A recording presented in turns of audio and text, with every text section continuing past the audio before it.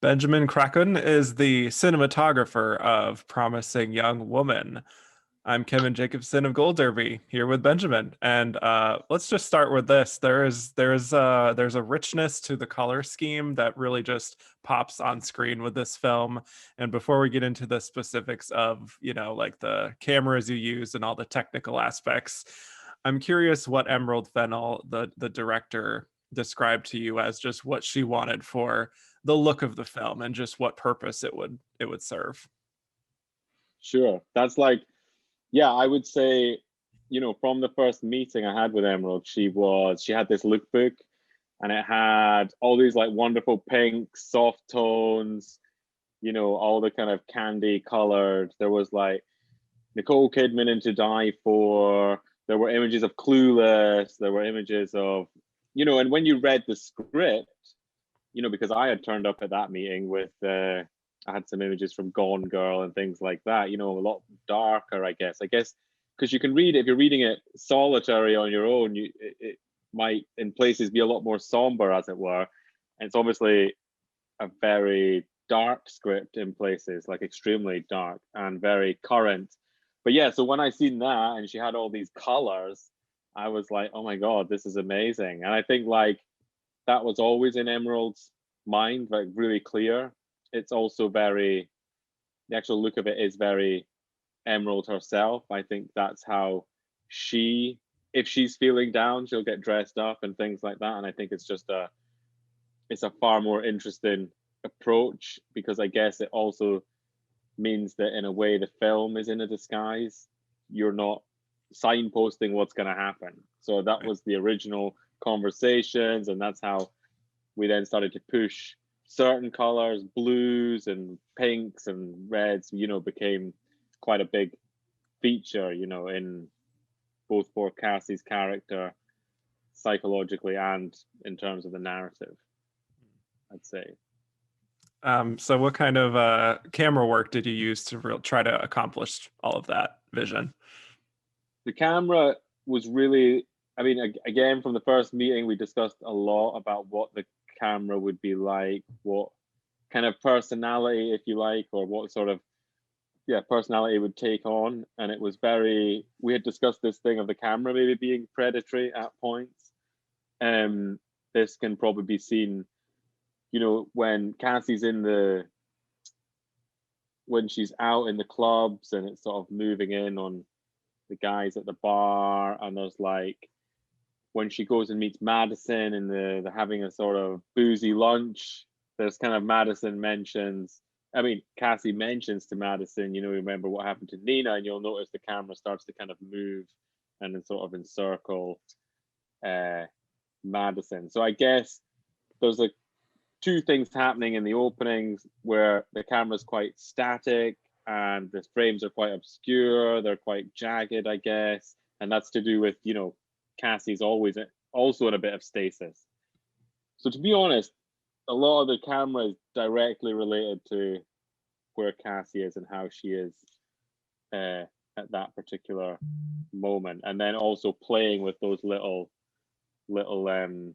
techniques of kind of, slow predatory moves, which then come full circle in the kind of penultimate scene when it's moving in on Cassie. Yeah, well. that I certainly sense that watching it a second time and really appreciating all that craft work. I could really see that. And I feel like there aren't a lot of like extreme close-ups in the film, even in the scenes where like Cassie is in a room with someone else and they're having a conversation, and we're really seeing a lot of space around them. Yeah, I mean, maybe it's something I noticed just because a lot of movies these days that are set in modern times tend to have that like classic shot, reverse shot type of setup that's kind of standard. That this really stood out to me. What was the intention behind that choice to have all that sort of space that we're seeing around them?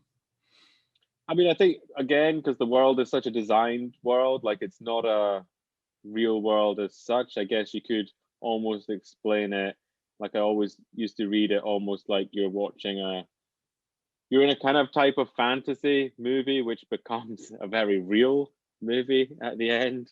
Mm-hmm. And I think like we were definitely, you know, Emerald had such a clear idea about the design and the house, and it's almost like you have to start taking things away, you know what I mean? So you'd set up and then it'd be like, well, that's not going to fit in because it's too real, or even there's not no modern phones in there. We also wanted kind of a universal type feel, but a sort of skewed suburbia.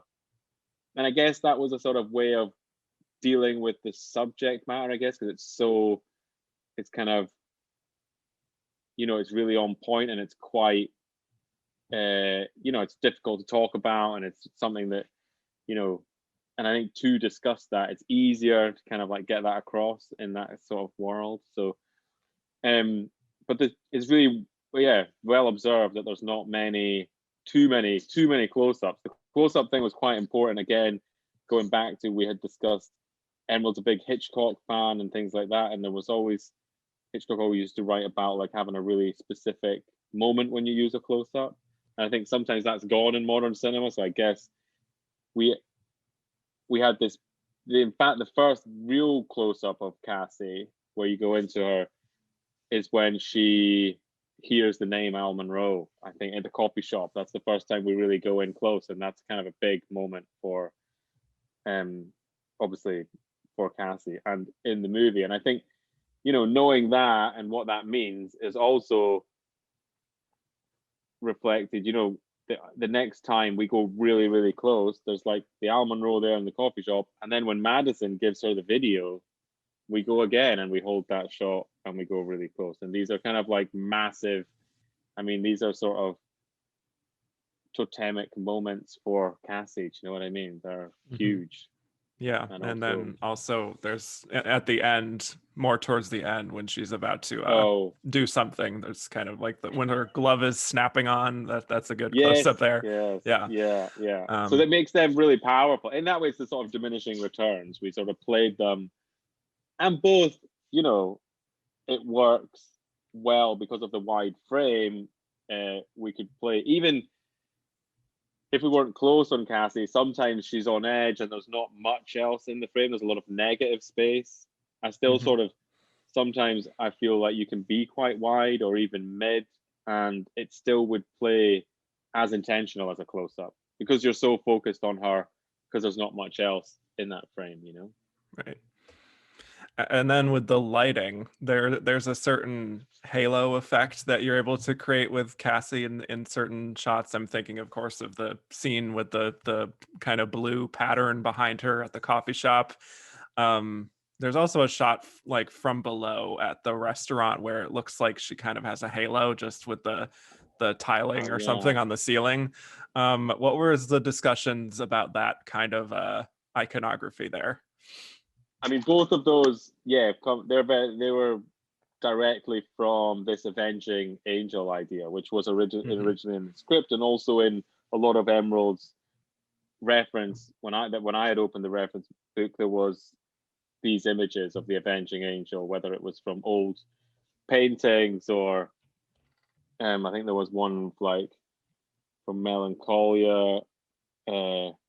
Kirsten Dunst lying on the ground with her arms out and things like that. So there were these ideas, and of course, Cassie is this avenging angel at points, bringing retribution, or and I think that we basically, ways to kind of bring that out, and especially I think the moment you talk about in the cafe is both, because the cafe is a space where I always seen like Cassie at her sort of happiest in a way, because she's with her like only friend that she sort of has. She's sort of herself. I guess she kind of is in disguise, because she's also like saying there's nothing wrong and I'm just here. But it's also where she meets Ryan and they have this first kiss, which I think is the moment. So it's the most sort of angelic moment of the piece. And I think that was just to both, it fits into the iconography that we were using of the angel wings, and now she's against, it sort of keeps it in play with that, but it also adds a little bit of like softness there, I think, on that one, where you're just like, because I think she's fallen for Ryan, and so are we, that's like how that needs to play out, I guess. Right. What was this? You actually mentioned another one. What was the other one? There was another It moment. was with her and Madison. I think it's like Oh right yeah. towards the end when she's So about to get again, up and we yes, see. yes. Yeah. So you'll notice when she goes on her mission, there's always red plays a big part, whether it's Right. behind the person or it's in the frame, and it can either be an object or it is with light. And that one was like they had in the restaurant, there were these sort of lamp shades, if you like, Right. or fixtures, lamp fixtures. Yeah, and we painted that one red above our head. So it's sort of like it's a kind of way to put a full stop or an exclamation mark to the end of that. Cassie has, I mean, Cassie gives her plenty of chances to just sort of own up or apologize for what she's done, and she never does. And I guess that's like a stamp of like, okay, well, this is what I'll do Right. now, kind of Yeah. thing. And it was actually, I hit that with a light, or I had two lights hitting it, and it's obviously painted red by the art department. So it was kind of, all those were kind of put in place. You'll see them throughout the movie. Mm-hmm. And going back to kind of the softness of the cafe parts, there are those scenes that Cassie shares with Ryan that feel almost like they're in a romantic comedy, almost, having their little meet cute reunion and their first kiss and the whole stars are blind moment. And for a lot of the film, it's like this is the one positive part of Cassie's life. And I'm curious if you did anything different just with that entire storyline and filming those scenes between them with the camera to just have a little bit more of a contrast with the rest of the film. It's definitely, it's definitely the most open part of the movie. I guess I have to say that tonally that is definitely coming from Cassie and Bo, Carrie and Bo, and Cassie and Ryan. Right.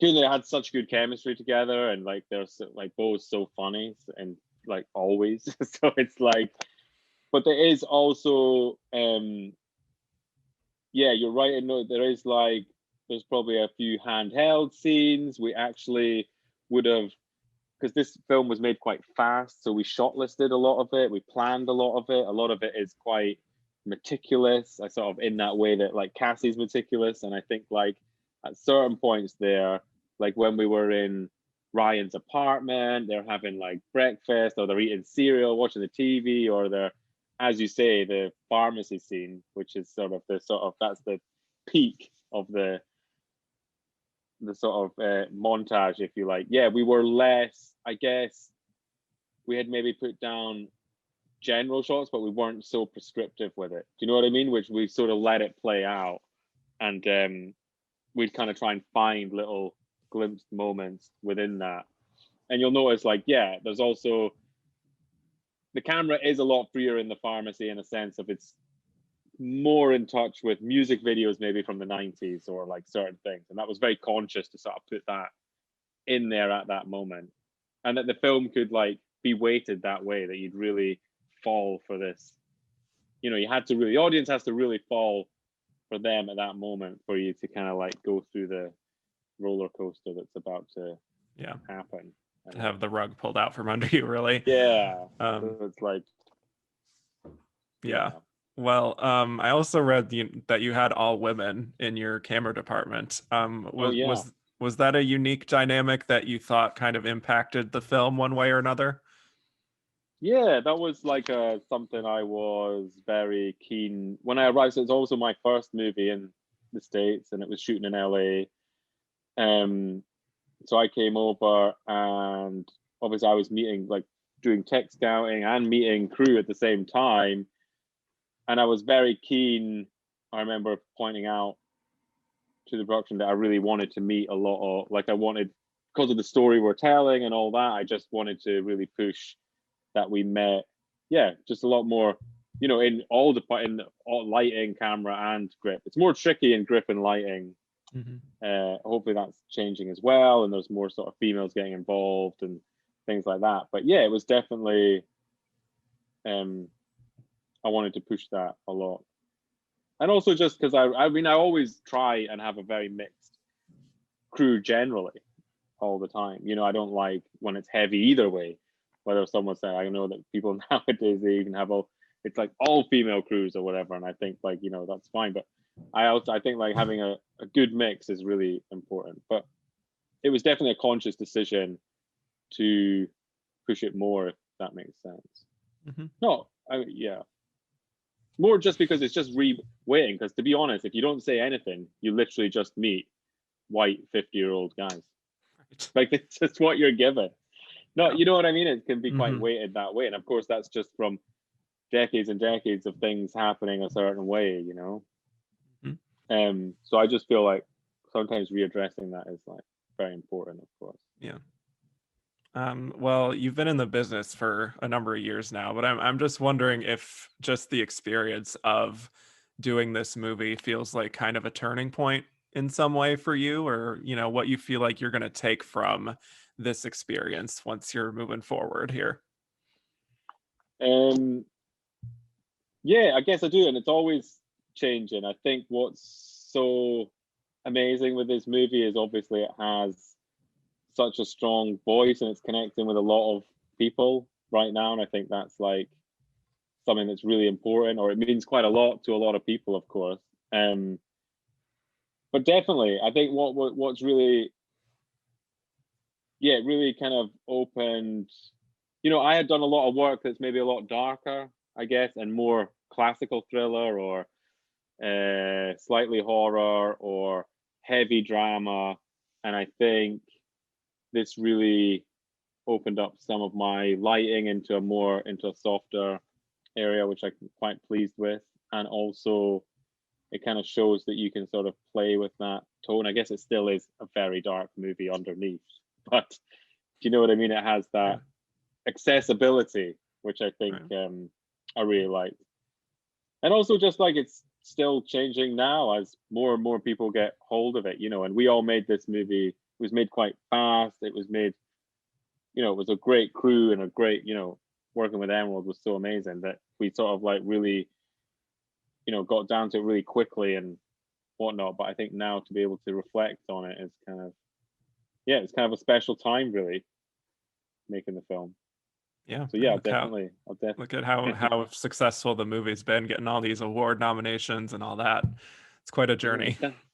those damn globes. What are they all Yeah, I about? know. I know. Well, thank you so much, Benjamin, for taking the time to chat with me today. I appreciate it. Thank you.